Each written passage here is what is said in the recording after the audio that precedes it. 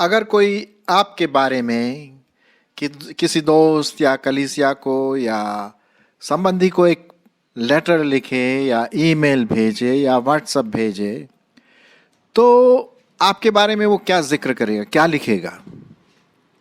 मतलब आपको सोचना पड़ेगा कि यार मैं कैसा हूँ, और उसी के अनुसार वो पत्र में लिखेगा कि फलाना फलाना व्यक्ति वो बहुत अच्छा है या उसमें समस्या है, जो कुछ भी है। किस प्रकार की गवाही आपकी होगी ताकि वो दूसरों को इसके बारे में बता सके। कोई अच्छी बात जो आप मसीही जीवन में करते हैं, आपकी क्या गवाही होगी, और दूसरों के लिए आप कैसे आदर्शित हैं। जैसे कि आप इस स्लाइड में देख रहे हैं, इस डायग्राम में देख रहे हैं, ढेर सारे लोग खड़े हैं और आपकी गवाही, आपका आदर्श दूसरों के लिए क्या है। और यही विषय को लेकर के आज मैं आपके सामने एक विशेष पत्र की एक अध्याय पढ़ना मांगता हूँ, और उसमें से कुछ ऐसे बातों को, सकारात्मक चीज़ें, पॉजिटिव थिंग्स प्रभु के लिए जो लोगों ने की या हैं, वो पौलुस प्रेरित रोमियो की कलीसिया को लिख रहा है पत्री के माध्यम से। चलिए, इससे पहले कि हम आगे बढ़ें, मैं वो पूरा अध्याय आपके लिए पढ़ देता हूँ। रोमियो उसका 16वां अध्याय। अच्छा, इसमें ऐसे ऐसे नाम है जो मेरे को भी प्रोनाउंस करने में बड़ा डिफ़िकल्ट होगा, क्योंकि ये नाम आजकल हम लोग इस्तेमाल नहीं करते हैं, और ये ज़्यादातर नाम जो हैं ये ग्रीक नाम है या रोमन्स के नाम हैं। तो हम एक बार तो मैं इसको पढ़ दूंगा, लेकिन बाद में हम उसको नाम न ले करके मैं उसकी जो सकारात्मक चीज़ें हैं उसके बारे में मैं बताने की कोशिश करूंगा। ठीक है, तो आइए पहले हम पढ़ लेते हैं रोमियो उसका 16वां अध्याय। ये आखिरी अध्याय है जो रोमियो की पत्रिका, और मैं उसको पढ़ लेता हूँ। यहाँ पर कई प्रकार के ऐसे वर्ब्स हैं, क्रिया हैं, ऐसी बातें हैं जो हमें सीखने के लिए बहुत अत्यंत आवश्यक है। सुनिए, रोमियो उसका 16वां अध्याय, पहले पद से। मैं तुमसे फीबी के लिए, जो हमारी बहन और किंक्रिया की कलीसिया की सेविका है, विनती करता हूँ कि तुम जैसा कि पवित्र लोगों को चाहिए वैसे प्रभु में ग्रहण करो, और जिस किसी बात में उसको तुमसे प्रयोजन हो उसकी सहायता करो, क्योंकि वह भी बहुतों के वरन मेरे भी उपकारणी हुई हैं। प्रिस्का और अक्विला को, जो यीशु में मेरे सहकर्मी हैं, नमस्कार। उन्होंने मेरे प्राण के लिए अपने ही सिर दे रखा था, और केवल मैं ही नहीं वरन अन्य जातियों की सारी कलीसियाएं भी उनका धन्यवाद करती हैं। मैं उस कलीसिया को भी नमस्कार जो उनके घर में है।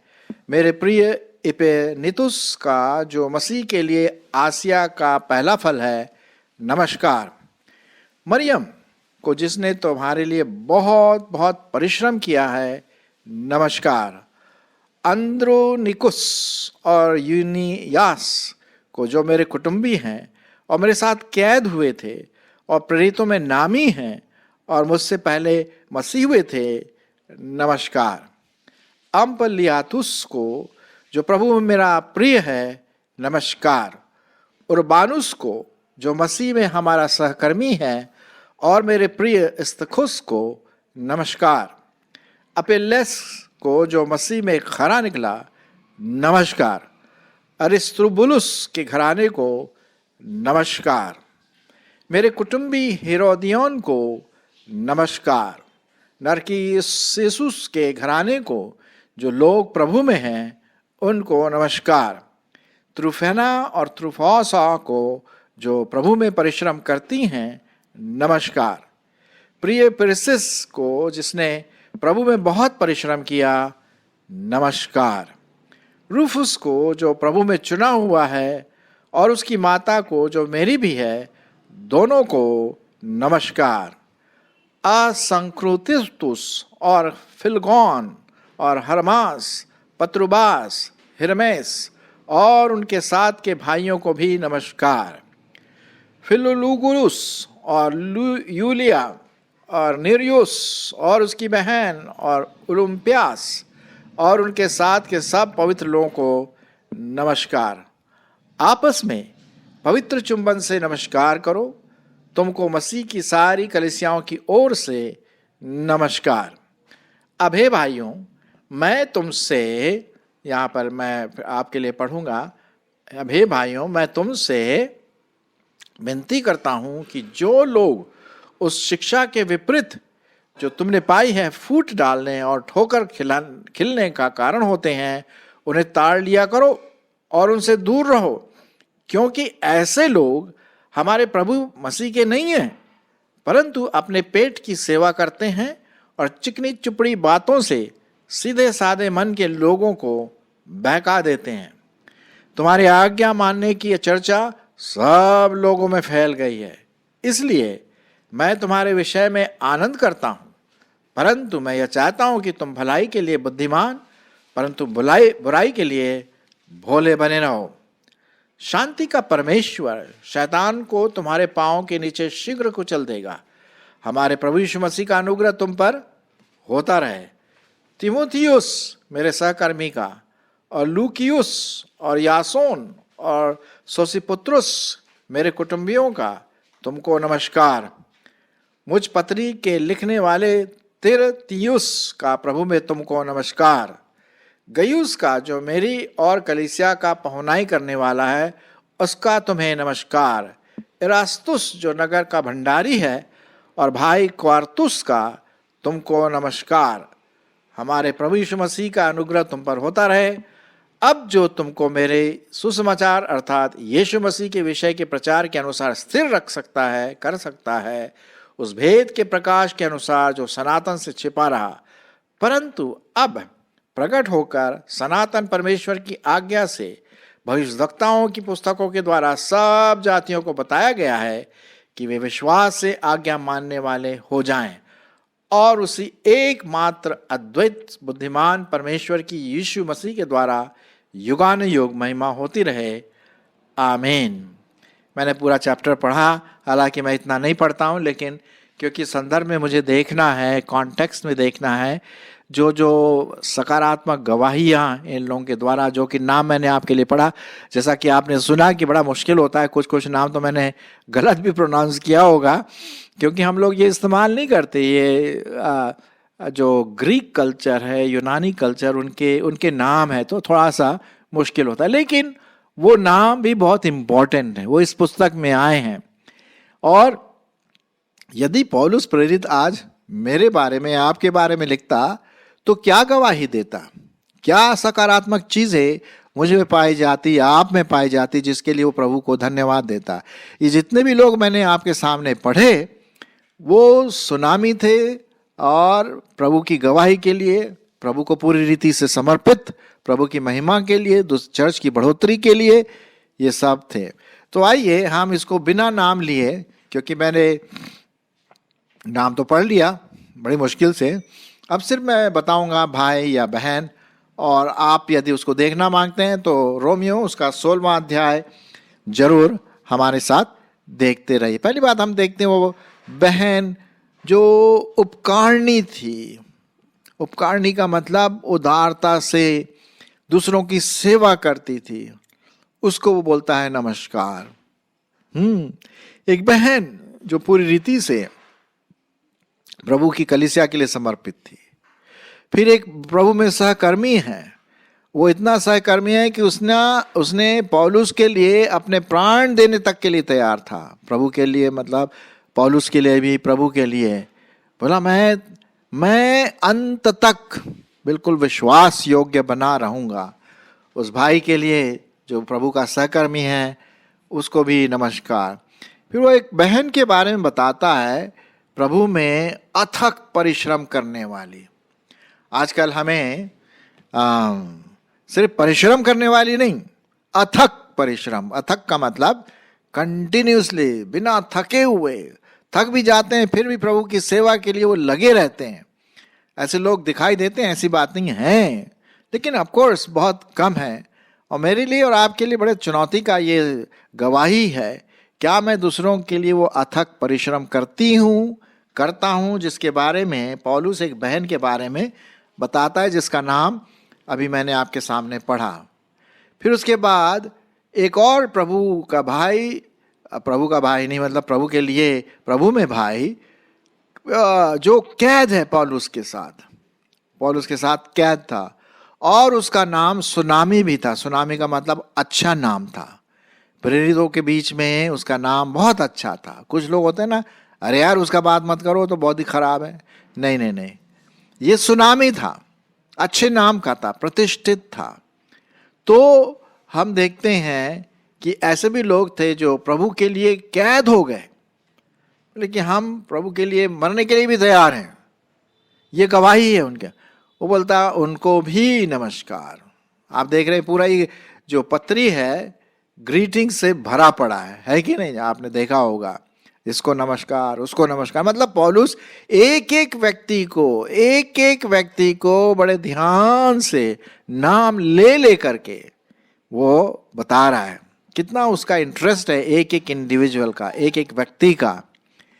ये नहीं कि सबको हमारा नमस्कार, नहीं, वो एक एक को ध्यान करके उसके इसके बारे में, वो प्रभु के में, ये बहन, वो भाई जो अथक परिश्रम करने वाले। बहुत अच्छी बात है, हमें सीखना है इनसे। अच्छा, फिर एक और प्रभु में प्रिय भाई है, उसको भी नमस्कार। सिर्फ भाई नहीं है, प्रिय भाई है, मतलब वो प्रभु को बहुत प्यार करता होगा और पौलुस को भी उसके मिनिस्ट्री में खूब सहायता करता होगा, तभी तो वो बोल रहा है कि प्रभु में प्रिय भाई।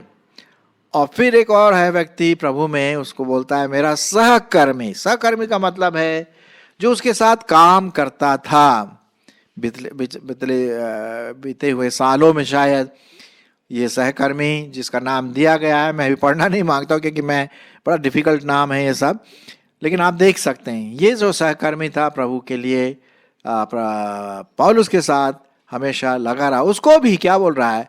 नमस्कार। अच्छा, एक भाई के बारे में बता रहा है, ये खरा भाई। खरा का मतलब समझते हैं आप?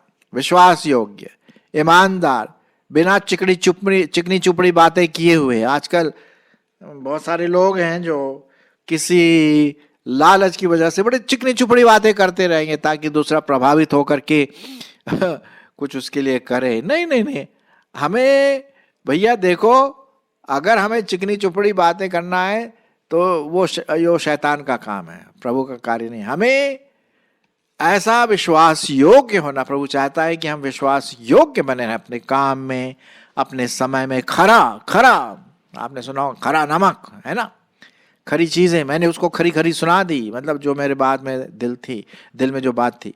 तो ये हम यहां पर देखते हैं। खरा भाई, क्या हम खरे उतरते हैं प्रभु की सेवा में? क्या मैं खरा उतरता हूं? क्या आप खरा उतरते हैं? टाइम में, मिनिस्ट्री में, परिवार में, पत्नी के प्रति, पति के प्रति, बच्चों के प्रति, प्रभु के प्रति, क्या हम खरा उतरते हैं? ठीक है, तो हम ये व्यक्ति से सीखें। फिर उसके बाद लिखा हुआ है 2 बहनें जो प्रभु में अथक परिश्रम। एक और 2 बहनों के बारे में यहां पर वो लिखता है जो परिश्रम करते करते थकते नहीं थे। मतलब उनको इतना आनंद आता होगा शायद कि वो थकावट की बात तो दूर ही रहे। मैं कभी कभी जाता हूँ प्रचार करने, इधर उधर प्रभु का वचन देने, और मेरी कई बार लोग बहुत अच्छी तरह से सेवा करते हैं। वो थके मांदे आकर के फिर ये खाना बनाना, बिस्तर बनाना, ये गर्म पानी करना, और मतलब हर जो भी चीज़ है वो थकते नहीं, बड़े खुशी से बोलते हैं ब्रदर भैया आपके लिए, प्रभु के सेवक हैं ना आप। कितनी खुशी की बात है। तो ये 2 बहनें जो थीं बहुत अथक परिश्रम से प्रभु की सेवा वो करती थी। फिर उसके बाद हम देखते हैं और भी कई ऐसे पहुनाई करने वाले, जिनको पहुनाई करने में मजा आता था। कुछ ऐसे लोग हैं जिनको गिफ्ट दिया गया, ये दान है, वरदान है प्रभु की ओर से। कुछ ऐसा भाई, जो एक भाई था जो पहुनाई करने में लगा रहा, वो अपना गिफ्ट, अपना वरदान प्रभु की महिमा के लिए क्या करता था? इस्तेमाल करता था। हाँ, तो ये सब चीजें यहाँ पर हम देखते हैं। और एक बहुत अच्छा पद मैं आपके लिए पढ़ना मांगता हूँ। कई बातें यहाँ पर लिखी हुई हैं। 19वां पद में बहुत इंटरेस्टिंग चीज लिखी हुई है। तुम्हारे आज्ञा मानने की चर्चा सब लोगों में फैल गई है। क्या बात है, प्रेज द लॉर्ड, प्रभु की स्तुति हो। तुम जो आज्ञा मानते हो प्रभु का, न सिर्फ प्रभु का वचन पढ़ते हो लेकिन आज्ञा भी मानते हो, सब लोगों में फैल गई। अरे वो वाला चर्च, वो तो बहुत बढ़िया चर्च है, प्रभु की आशीष है। इसलिए मैं तुम्हारे विषय में आनंद करता हूं, परंतु मैं यह चाहता हूं कि तुम भलाई के लिए बुद्धिमान बनो, परंतु बुराई के लिए भोले बने रहो। कितनी अच्छी बात है। क्या हम आज्ञा मानने वाले हैं? क्या अगर पौलुस आज मेरे बारे में किसी को पत्र लिखता है तो क्या लिखेगा? सहकर्मी लिखेगा, प्रभु के लिए प्राण देने के लिए तैयार लिखेगा, अथक परिश्रम करने वाला, खरा मनुष्य, सुनामी, सहकर्मी और पहुनाई करने वाला, प्रभु का चुना हुआ। क्या लिखेगा? मेरी आशा है कुछ ना कुछ तो लिखेगा आपके जीवन से, मेरे जीवन से भी। तो ये हमारा जो गवाही है, आपकी क्या गवाही होगी दूसरों के प्रति? जो कोई अगर मेरे बारे में लिखता है या फोन करता है ना, दूसरों के लिए मैं किस प्रकार का आदर्श बना हूं? जैसे ये लोग थे जो रोमियो उसके 16वें अध्याय में हम यहां पर देखते हैं। मैं अब नए नियम में 2 पदों को और पढ़ना मांगता हूं आपके लिए। मत्ती उसका 5 अध्याय और 16 पद। मत्ती उसका 5 अध्याय और 16 पद। क्या लिखा? उसी प्रकार तुम्हारा उजियाला मनुष्यों के सामने चमके कि वे तुम्हारे भले कामों को देखकर तुम्हारे पिता की जो स्वर्ग में है क्या करे? बड़ाई करे। मतलब आप एक आदर्श बन गए प्रभु की महिमा के लिए। आपका जीवन क्या है? मनुष्यों की ज्योति चमके जच्चे कामों के द्वारा, सकारात्मक चीजें, गवाही, जीवती गवाही के द्वारा। कितना अच्छा लगता था जो जब लोग हमारे बारे में, मेरे सामने नहीं, मेरे पीछे, मेरे अच्छे पॉइंट्स को बताते हैं, तो मुझे अच्छा लगता है कि भाई अगर कहीं से सुनने को मिला, ब्रदर आपके बारे में उन्होंने ऐसा ऐसा कहा, परमेश्वर का धन्यवाद हो। हाँ, अच्छा लगता है ना।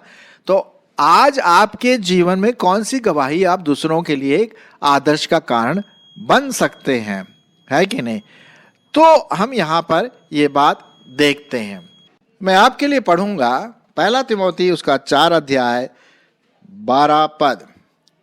1 तिमोथी उसका 4 अध्याय और 12 पद। कोई तेरी जवानी को तुच्छ न समझने पाए, पर वचन, चाल चलन, प्रेम, विश्वास और पवित्रता में विश्वासियों के लिए क्या बन जा? आदर्श बन जा। आदर्श किन बातों में? वचन में, चाल चलन में, प्रेम में, यह अगापे प्रेम, बलिदान वाला प्रेम, परमेश्वर का प्रेम, विश्वास, जीवित विश्वास और पवित्रता में विश्वासियों के लिए आदर्श बन जा। प्रभु का वचन बहुत साफ रीति से कहता है मेरे प्रियो कि हमें, चाहे कोई हमारे जीवन को देखे या ना देखे, मन से, व्यवहार से, हर प्रकार से, दिल से हम एक आदर्श बने। लोग हमें चुपचाप से देखते हैं कि हम कैसे हैं, कैसा है उसका जीवन। एक बार मुझसे, मैं बाइबल कॉलेज में पढ़ाता था, तो मुझसे क्लास के स्टूडेंट ने जो था, उन्होंने कहा, सुनिए क्या कहा, सर आप पढ़ाते तो हैं लेकिन हम आपके जीवन को दूर से देखते हैं कि आप कैसे हैं। जो आप सच में पढ़ाते क्या वैसा है? क्या आपकी गवाही वैसी है या सिर्फ एक पढ़ाना ही हुआ? वो बात आज तक मेरे दिल में, मेरे दिमाग में बैठी हुई है। लोग आपको देख रहे हैं, दुनिया आपको देख रही है, आपका परिवार आपको देख रहा है। आपकी क्या गवाही है? क्या गवाही है? क्या आपकी गवाही इन सब लोगों के बारे में, जैसा जो हमने पढ़ा रोमियो उसका 16वां अध्याय, क्या वैसी है?